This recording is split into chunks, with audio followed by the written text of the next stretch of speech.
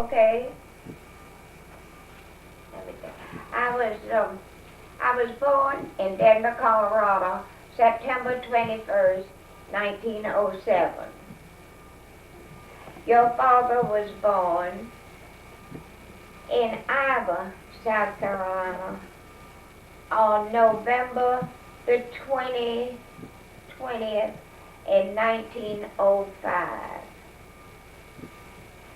When I was 6 years old, we came south. My father was from St. Matthews, South Carolina, and we lived there about a year. It was a very small town. I had never seen any colored people until then. The first time I shook hands with a colored person that worked for my uncle. I looked at my hand, I thought the black would come off on my hand. Which is stupid, but that's the way I was. Okay. We lived in North Carolina for a while, and then during the war, the First World War, my sister was married and to a man from Augusta, Georgia. And he was stationed in Columbia. So we went to Columbia to live. My parents put their furniture in storage. And we lived in the Jefferson Hotel for about a year and a half. My sister lived in Columbia with her in-laws. Then we left the hotel and moved to a boarding house. At that time, you lived in boarding houses a lot. And we lived in a boarding house until my father bought a home. Am I doing all right? Yeah, you're doing fine. I was educated in Columbia in private schools. I really don't know why, except that we traveled a lot. My father's business took him all over the country, and my mother and I went with him. What was his business? And my school, I was a year in one state and a year in another, and my schooling evidently was not too good. So they decided to put me into a private school so I would catch up. Okay. What was his business? What? What was his business? What was what? Your father's business. Oh, my father was a stockbroker. And he sold stock in the Coca-Cola Company when it first started out. We lived in Dallas, Texas, and we lived in Louisiana, and we lived in different states, and that's where my schooling got so mixed up.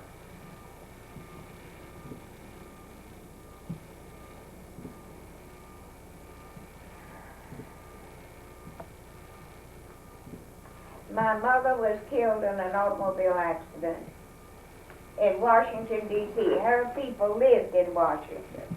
What was her last name? What was her whole name? Her name was Harriet Medary.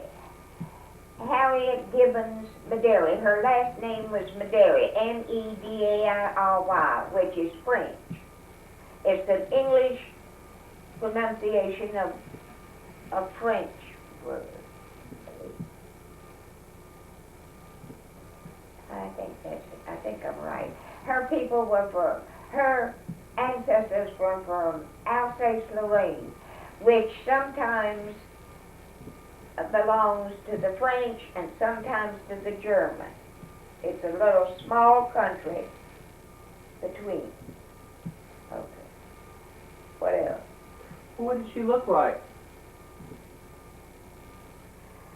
Oh, she was very short. She was, I guess, 5'4". I guess my father was 6 feet tall, and my mother was stout. And her complexion and hair?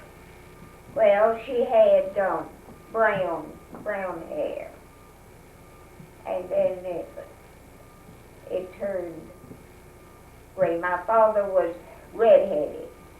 When I was young, my hair was auburn. I had more red in my hair than brown, but I had auburn hair, very thick. And your sister, Catherine? My sister Catherine was a brunette. She must have taken the dark hair from my mother. I guess she was dark hair. I tell you, I really don't remember because she was more gray than anything when I was young. But my sister was a kind of a tall woman. She must have been 5'8". 5'6". And she was black-headed. She had 2 daughters, Juliet and Harriet. And they lived in Columbia all of their married life. And when her husband died, my sister went to work. After my mother died, my father and sister didn't know what to do with me.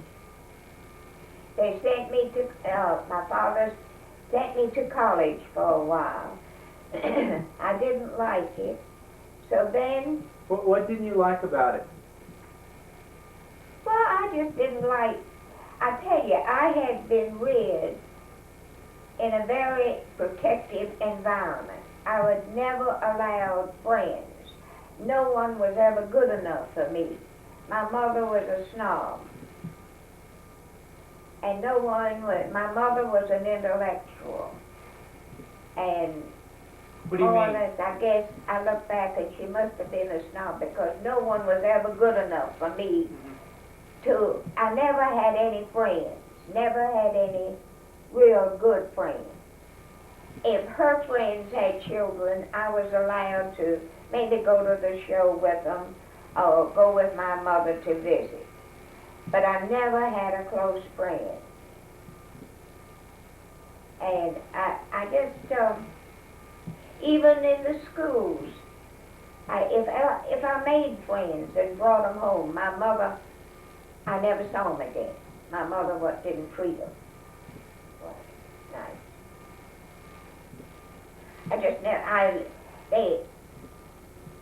They really overprotected me. I was very naive, and I was, let's see, what would you call it? I wasn't slow, but I was, I just wasn't friendly. I just didn't know how to be friendly. I guess that's what it is. You didn't know how to socialize well. That's right. I guess that's it. Did you know your mother's parents and her family? Yes, her mother lived with us. And what was she like? When we lived in Denver, my grandmother really reared me. What was she like? She was a small woman. She must have been 5'4". And she wasn't very plump. She was a little plump, but she wasn't fat. And white hair.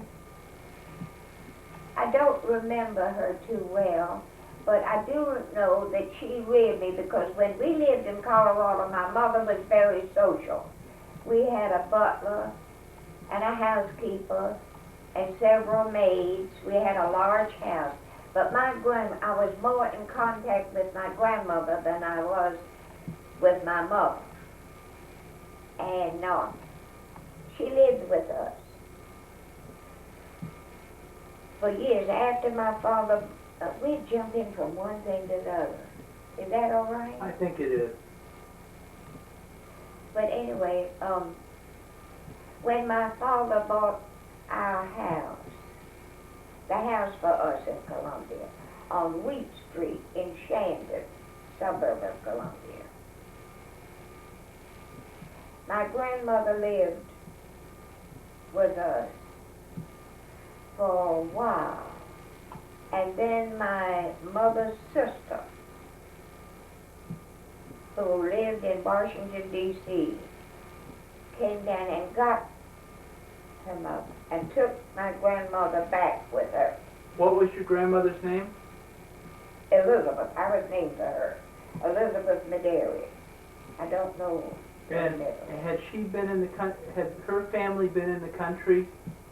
Was she a first generation or second generation, or had they been in the country for a while? Was it an old family?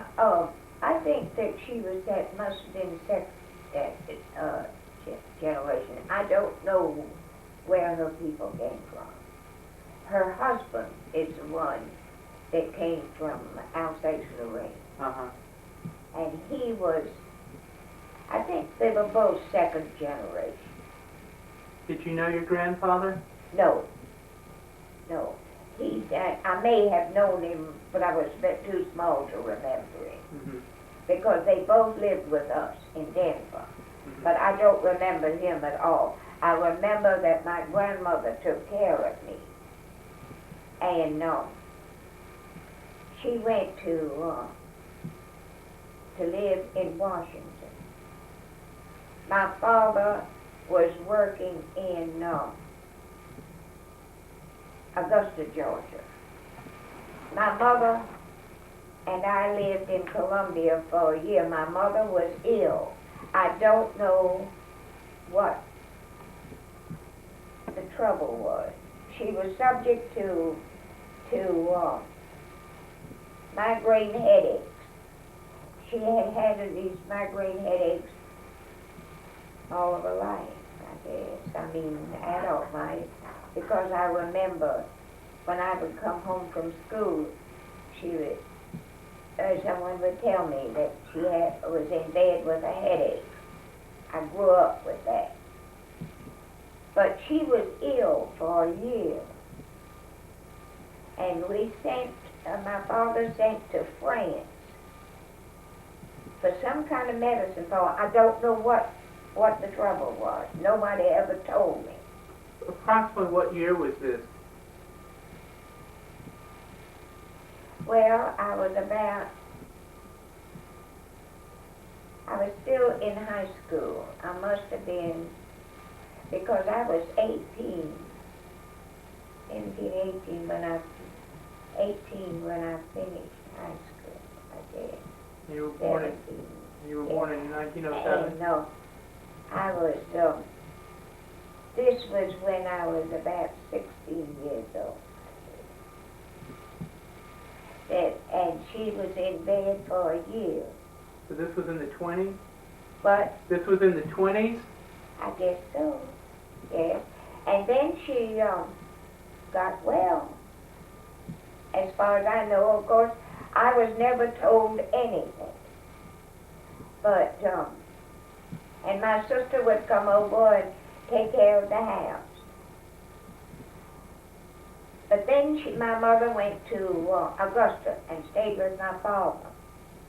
And I stayed with my sister. And we shut up the house.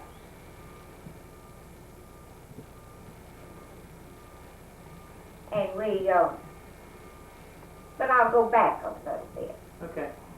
My parents and I went to the mountains every summer, spent all summer in the mountains of North Carolina.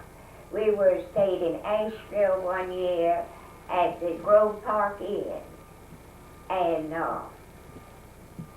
I got to dance with Arthur Murray. He was in the ballroom at that time. At that time, it was very old-fashioned. And everything. The next year, the next 2 or 3 years, we lived 1 year in Hendersonville and one summer in Back Cave, North Carolina.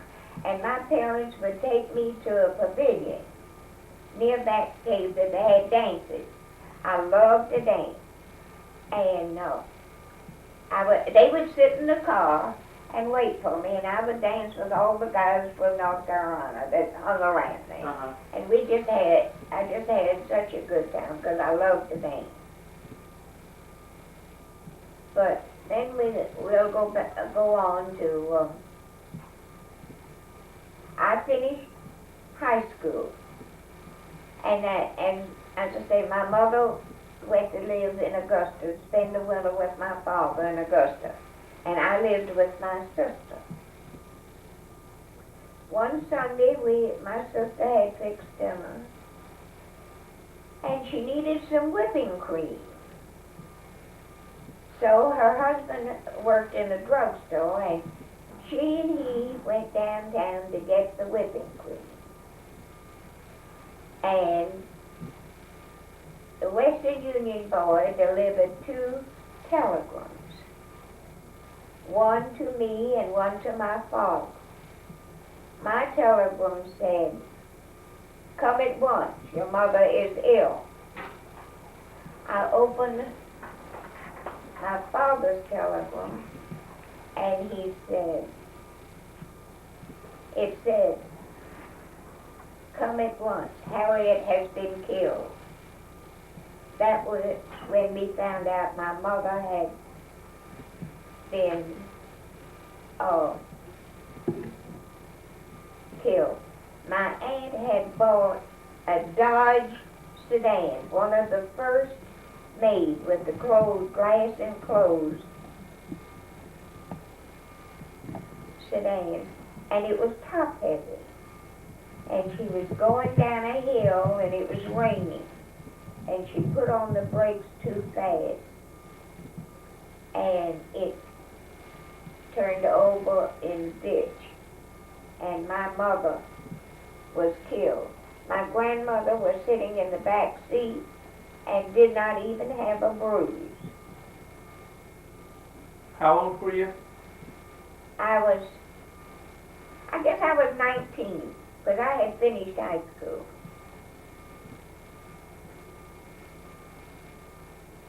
So my father and I went to Washington, and my mother is buried in Washington. So when I came home, I continued living with my sister.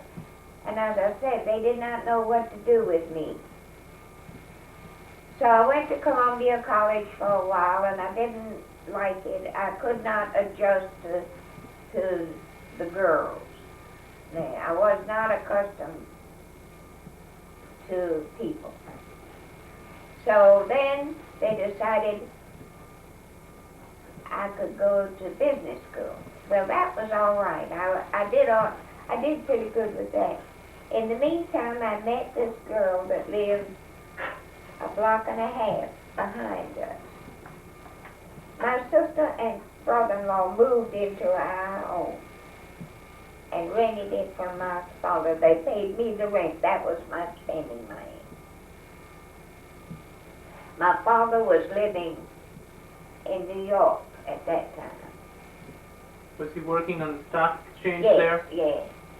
So this was in the mid-20s probably. Yes, because my mother was killed in the 20s, yes. And I met this girl, and she was the first friend I ever had. What was her name? Harriet Thomas. We called her Hallie. Then there was a girl across the street from us named Grace Haynes. My mother knew her, and she allowed me to go. They gave me a car. My father gave me a car one Christmas. And the way they gave it to me was stupid. My father owned stock in this company that they made cars in Rock Hill, South Carolina. Do you remember the name of the company? Anderson. It was an Anderson Auto Company. It was an Anderson car. And my father called me to the door one morning, and he said, "There's your Christmas present, Eddie." And there was this sedan, coupe out in front. It was pretty shade of blue. And it was one of the first glass enclosed small cars. So he said, "Get in and drive it." Well, I'd never driven a car. I knew how, but I never had driven one. So I got in the car and drove to a girl's home whom I knew, and she could drive. So I got her, and she taught me how to drive. So that was stupid, but that's the way it was. That's the way I was reared. And then I met George. I had known his family. In fact, his uncle ran a grocery store that we bought our groceries from. At that time, they didn't have these supermarkets. That's what they call them, supermarkets. They were privately owned grocery stores, and that we bought from. So I met George, but I wasn't too impressed with him. And How did you meet him? well, I had been dating his uncle, And his name was? Stokes, Henry Stokes, and he introduced me to George. And then during this time, after my mother died, I went to Augusta and stayed a week with my father. Then I went back and stayed with my sister. I don't know why I didn't stay with my father any longer. Now, your father's name, just to make sure we have it, is Perry. Your father's name was Perry Amaker? Augustus Perry Amaker. Augustus Perry Amaker. Yes. My mother took his two names and divided it between her two girls. My sister was Catherine Augusta, and I was Elizabeth Perry. So anyway, I went, one Sunday we went, George took us to, and his uncle and his uncle's girlfriend and me, we went to Augusta, and I met his family. And I invited his older sister, Margaret. She was my age, and she came and spent a week with me one time. And so George and I just drifted into dating, and I went, later on in the year, I went to Augusta to visit Margaret, and George and I went to, we ran off and got married. How old were you? Oh, I was about 22 at that time, 21, 22. What year was it? I don't know. Think I back. don't even remember. Let me see. What year were you married? Well, let me see. Perry was 50. Perry is 59, I think. He was 30, 40, 50, 60, 70, 80, 89, yeah. He was 59, I was 22 when 59. I was 22, 30. It must have been in 28, 29, 30. It must have been in 28 that we were married. Do you remember the date? 1928. What was the date? The date? Oh, July the 12th, I believe. It must have been 1928. Now, the reason I'm dubious about the dates is my family Bible, Fleetwood has my family Bible. I can't look it up and I don't remember. But anyway,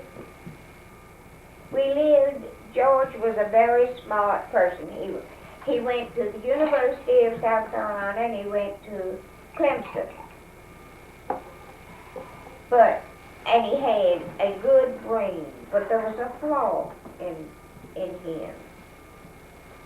He made good money at times and then he couldn't handle it. Everybody can't handle money. And then his mother, he could never make a decision without the aid of his mother. She was a very strong-willed person and she dominated him.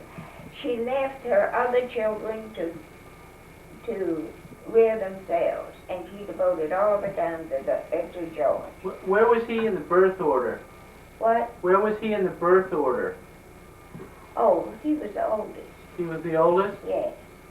And she devoted her life to him. And her name, his mother's name Gertrude. was Gertrude Stokes. Gertrude Pruitt. Pruitt. She was a Pruitt. Stokes, yeah. She, that's who Betty's name for. Mm-hmm. But anyway, that's the way it was. Now, what else do you want to know? What else would you say about George? Well, that was he had a good brain and he'd make good money. Now he owned a newspaper at one time here in Anderson, a weekly newspaper.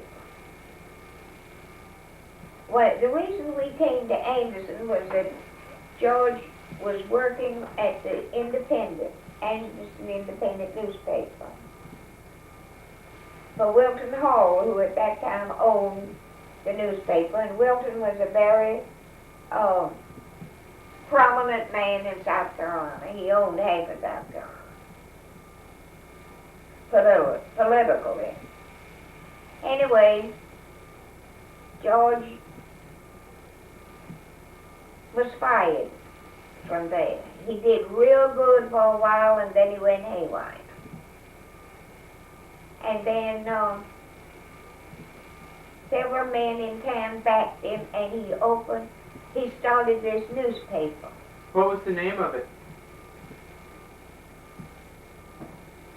I don't know. I never thought of it. In years I haven't thought of it. I just now remembered it. Mm-hmm. I'll have to think. I don't know. But he did that for several years. He did real good. And then he went haywire. He started drinking. Lost everything. And he was that way his whole life. And don't ask me why I stuck with him. Because I honestly don't know. Now, did you have to work during this time while you were having children? No. I never worked. He couldn't stand the idea of me working. The only time I started working was, the only time I worked to any extent, he went into the service. This was the Second World War.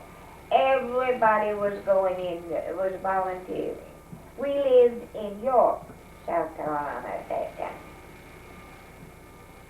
We always lived with his mother and father, nearly all the time, because he had to be near his mama. What was his father's name? James Fleetwood Stokes was his father's name. That's who Fleetwood is named from. But his father was a traveling salesman, and his father was sick, and George traveled for him, shoe salesman, sold shoes. And he did great, and the people begged him offered him a job, begged him to take over out when his father got well, and he did. Then he went haywire. But he would always do that. He would just do so good, and then he couldn't handle it anymore. And he would just go haywire. But we lived in York a long time. I mean, several years. And that's when he went into the service? That's when he went into the service. His father died. And I was working. I had gone to work. Everybody was working, doing their bit for Uncle Sam. That's all you heard. And I was working in an ammunition plant outside of Charlotte. And by that time you had 4 children, right? Yes. I had Perry and Pat and Georgelle and Fleet. Because Georgelle, I remember I bought her a little red coat. when we lived in York. Money was no problem. I worked. My father came to live with me at that time. I had his car. And I worked, and then I got a, what do you call it from the government? Allotment. Uh-huh. And George was in the service, but in the meantime, his father died. And I had to take a bus because we didn't have enough gas. It was ration, so and I didn't have enough ration tickets to go to Anderson and come back. So I took the bus. And I met them all in Greenwood. But all the children got together. Mabel, Margaret, James.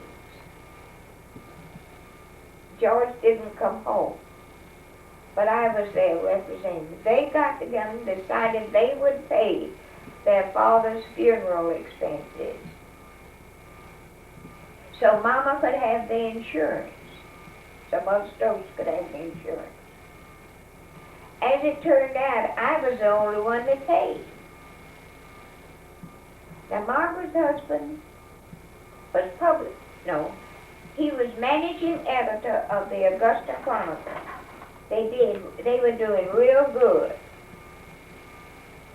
in Augusta. But they didn't have the money to help pay. I was the only one that helped pay. I paid their share of his funeral, and Mother Stokes had to pay the rest. Then Mother Stokes started calling me all the time, begging me to come to Anderson. That she wanted me to move to Anderson. So finally I did. And George came home and I got pregnant with Betty. Betty was born in Anderson. And it was during the war, and we couldn't find a stroller, a metal stroller for her, and we found a wooden stroller. And she was just such a pretty little girl. And she'd sit in the stroller and walk around in the stroller. Lord, I remember that about Betty. We laughed about it. So, then I decided to go to work. So I went to work in a dress shop. I was bookkeeper and cashier in a dress shop. After George got out of the service, I still had a job. Must have worked about 2 years. And I thoroughly enjoyed that. And George came home and he was working. And we were doing just fine. Then he goes haywire again. He could never handle success. And we moved to the country. We lived in the country for a good while. Down near Antwerville? Yeah. And your father with his mother and father. And was your father living with? No, my father was living in Anderson at that time. He lived with a chiropractor that lived next door to us. I moved to Anderson and had this big house, 2-story house. I think I had, let me see, 1, 2, 3, 4. I had about 6 bedrooms in that house. It's where the Calhoun Motor Lodge is now. They tore it all down there. But I lived there the whole time George was in service until he got out of service. And then lived there after he got out of service and went to work. But anyway, we muddled around and I worked, and then we lived in the country for a long time. because George straightened himself up and started a business for himself and was doing real good, bought a house. We had a beautiful yard. And the boys still can't stand the yard work because they had to work in it all the time, but we had a beautiful yard. That was where George L. was married from. And you had subsequently had Richard and... I had Jerry. Uh-huh. And then George left. He just went haywire. So I got tired of it. I woke up and smelled the coffee, and I decided I could make it on my own. So I moved my family, my children. At that time I had 3 at home. I had Betty, the 3 younger ones. I had Betty and Jerry and Richard. But to go back a while, Pat lived with my sister for the simple reason Mother Stokes hated her. And she was making a nervous wreck out of the little thing. And my sister asked me, couldn't she take Betty and rear her? And I did. I let her Pat. go. I mean Pat. Mm-hmm. And I let her go to live with my sister. So Pat went to live with your sister because Grandmother Stokes Stokes couldn't stand her. Don't ask me why, but she couldn't. Pat and Terry loved bananas. Mother Stokes would hide them from her. And when they rotted, she'd throw them out rather than let those children. She was just mean. Just had a mean streak. Okay, well, how'd I get on that? I didn't want to say that.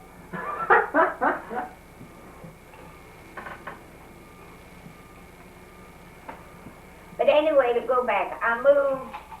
I had to give up the house. Had to get a lawyer. Give up the house because George wasn't anywhere around. And sign all the papers and sell the house. Get out. I got nothing out of the house. I just got rid of it. And I moved to Anderson and went to work at Bale's department store.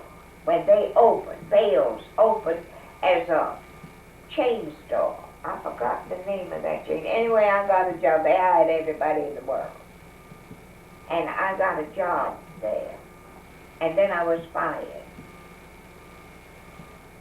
They hired everybody, and then slowly, one by one, after the opening, they got rid of them. So I was fired. And I was devastated. I didn't know what in the world I would do. There I had 3 children, rent to pay, everything to pay, and I had no job.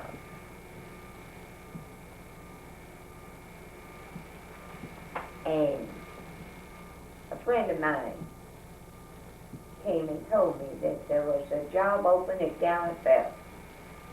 So I went to Mr. Gallen. I didn't go through the office. I went straight to Mr. Gallen. Told him who I was, and I wanted a job. He said, well, I don't know. He said, all right, we're having a sale. You come to work Friday and Saturday. I said, okay. So I worked Friday and Saturday. Saturday afternoon, I went down, told him I wanted a regular job.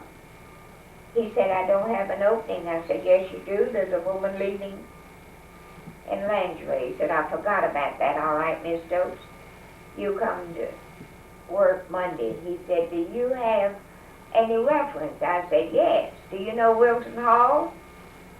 He said, yes. I said, call him and ask him about me. And I gave him 3 names of the leading businessmen in town. And he said, one of them owned the Dodge agency, and the other one's a banker. He said, yes, I know them. I said, call them. Ask them about me. All right. So I went to work that Monday for Mr. Gallen, and I worked for him 16 years. I was fired 3 different times. And one time I went to Texas to see Perry when Perry was going to Vietnam because Richard was already in Vietnam. And I couldn't find Mr. Gallant, so I found Robert, and I asked him about it. Perry wanted me to come out there to see him before he left. Robert said, you go, Miss Stokes. So Robert and Perry were very good friends. He said, Miss Stokes, you go, and you stay as long as you want to. You'll have a job in the back. Thank you. Mr. Gallant found out I was at Perry, found that Betty and Gwen were working. At that time, Richard had gotten married. Gwen was working in the store. And Jerry was gift wrapping. And Mr. Gallant asked him the phone number and called and fired me. So when I called you in Texas and fired you, huh? So when I got back to Anderson, I didn't know what to do, so I went to work. I knew I was protected because I had permission. So I went to work, walked in, the first person I saw was Mr. Gallant. Good morning, Miss Stokes. Did you have a nice trip? I said, yes, I did, but it was sad. I hated to see my son go to Vietnam, Mr. Gallant, because I have one son in Vietnam. You do? There's a second one? Yes, there's a second. So I hunted up Robert. And I said, told him that. He said, pay no attention to my father. I said, I didn't. One time he saw me down on the street floor talking to the display man drinking a Coca-Cola. He walked up to me and said, Miss Stokes, you're $100 short in your drawer and you're fired. Yes, sir. I go hunt up Robert. He said, come with me. So we go find the old man and he said, haven't I told you to stop interfering? This is the man that owns the store. What do you mean? You told Miss Stokes she was $100 short. She wasn't even a penny short. He said, oh, it was somebody else. You're right. Well, we decided that the reason, because I was standing on the street floor drinking a Coca-Cola by the Coke machine. One time, at that time when I went to work there, we opened at 8:30 in the morning and closed at 6:30. And at Christmas time, we stayed open till 9:30, 10 o'clock, as long as there was a customer in the store. And it was during the Christmas shopping season, and I was working that night, and I went to supper. I was waiting for the elevator, and Mr. Gallant was standing there saying, Miss Stokes, where you going? You going home? I said, no, sir, I'm going to supper. Oh, you work tonight? I said, yes, sir. I went over to the drugstore and swallowed a milkshake whole, because I knew that man would be waiting for me as soon as I got off the elevator. And he was. He was timing me. But he did it. The old man was really something. Now they can do anything they want to. Well, I'm through. Well, I want to ask you about, do you remember, is there anything in particular you remember about the birth of each of your children? Birth of my children? Yeah, about each I had a terrible time with every one of them. I don't want to go into that. I should never have had children. I'm so small. Inside. I had a perfectly terrible time with them. And I got not so big. It all went to me, not my children. My children were very small. Each one. The largest one I had, I think, was Betty, was 7 pounds. So all the children were small, huh? Yes, yeah. Some of them weighed 5 pounds, some 4 pounds, things like that. I just don't want to go. Well, is there anything that you remember about each of them when they were little? What do you remember about Perry when he was little? Oh, well, he was a horse. He's always been. Always been red-headed and bossy. But I remember one time, I had bought him a pair of pants, had pockets, in a lot of pockets, and he filled them with rocks, little rocks, and stones, and everything he could find. I helped him undress at night. Now, he must have been about 3 years old. And I could hardly pick those things up. And Perry was always small. And I could never figure out, we laughed about that. I could never figure out how that child walked around with those heavy pants. Uh-huh. No. What do you remember about Pat when she was little? She was a beautiful little blonde girl. She just, and nothing in particular. She was just such a pretty little thing. But there was never anything outstanding. Any of them. Georgette was the boss of the family. You can ask any of them. She was the boss. What about Fleetwood as a You child? better not have that. You better delete that. She'll kill me. What about Fleetwood as a child? Well, Fleet was always very easygoing. Anything was all right with him. He had a temper, but he had real good control. Now, Richard is the one that gave me problems. Richard would not finish high school. I was always going to the school to consult with the principal. They all loved him. But one teacher came to see me at the store and told me that Richard was so smart that his lessons bored him. That's why he was sick of school. At that time, they didn't have advanced classes. Now they do. They've recognized that. But that was from the teacher wouldn't overload him with work or anything. Mm-hmm. They just let he'd sail airplanes all over the room. And he was always in the principal. Frog Reeves was the man's name. He was always in Mr. Reeves' office, and I was always going there. Until he told me I fought him for about 6 months for going into the Navy. I did not want him to go into service. But finally, I consented and signed the papers for him, and he went into service. And that was it.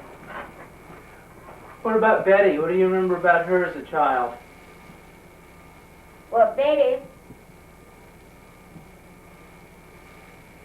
was a very calm child. And she was a pretty little thing, and anything was all right with her. She cried a lot. And when Georgette was married,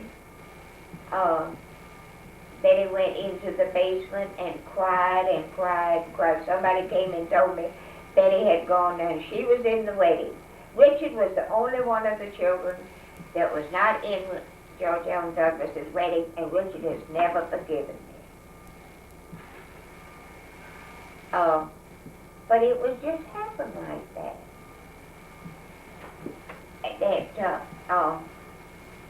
And Jerry was another one that gave me trouble at school. She would try to do things. For instance, I was called to the consultation with his teacher, Jerry Chew Gum. They all adored her. And the teacher stood up and was laughing about it. She said, I had to give Jerry a demerit, and I fussed at her, kept her in after school because she was chewing gum, and the next day she walks in the room chewing gum. And Jerry was a social. She ran around with all the rich girls in town, all the big shots, and belonged to all the clubs and everything. And she and Betty lived at the Y when I was working. At that time, you didn't worry about your children. I went to work. I had no maid. My girls would go to the Y or they'd stay home. Never locked the front door. Never was worried about them. And on Halloween, when Richard was home, he and the two girls, Betty and Jerry, would go and they'd walk 2 blocks square and stop at everybody's house and get candy. You never investigated it. There was one lady that always invited them in the house and gave them hot chocolate and cookies. But it's so different now. And I was talking to Billy when they telling him about that. He said, "You mean to tell me that it wasn't like it is now?" And I said, "No, the world has changed." And he said, "Well, I thought it was always this way." And you know, that's sad. It's sad to think that the children nowadays don't know how it was when their parents were growing up. That the world was safer. That we didn't have as much. Of course, there was crime, but you never thought of it. I never did. I never worried about the children, and I didn't even have a telephone. I couldn't afford a telephone. And but I never worried about them. I'd walk home at night after the store closed at 9 o'clock. Of course, I'd walk down the middle of the street with the cars, but I wouldn't walk on the sidewalk because there was a lot of hedges overgrown and everything. But I'd walk out in the street. But that was just a precaution. I wasn't particularly afraid. Never was. Betty used to say I was the bravest woman she ever knew. If we heard the noise, she and Jerry were scared to death and would hide under the bed half the time. That was figuratively speaking. But if I'd hear a noise in the apartment that I couldn't pinpoint, I'd get up and find out what it was. Betty said, "Mother is the bravest woman I ever saw in my life." But you know, when you have the responsibility of children, you have to be. You can't let them see your fear. And I'm through. What time? I've had enough of it. Goodbye. Anything you want to say to him? That's what I say. Goodbye. This is June the 27th, 1989. Goodbye, and I love all of you dearly.